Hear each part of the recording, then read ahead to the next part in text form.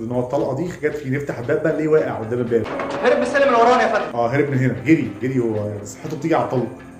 جدد. انت فاكره مات ولا حاجه؟ لا ده بيقيل شويه بعد الطلقه، هو بيحب ياخد طلقه ويقيل بعدها بشويه.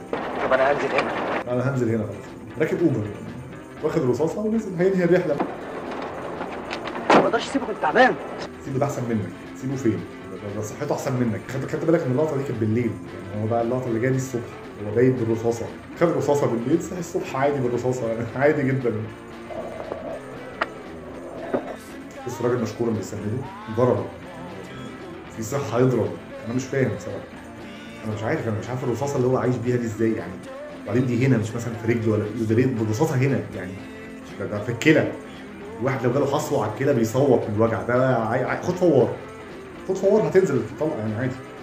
ما حدش اتحرك، ده خطر جدا. راجل خطير جدا. بص اصلا كام واحد جاي يقبض عليه، ما هو انت فامباير ما بيموتش.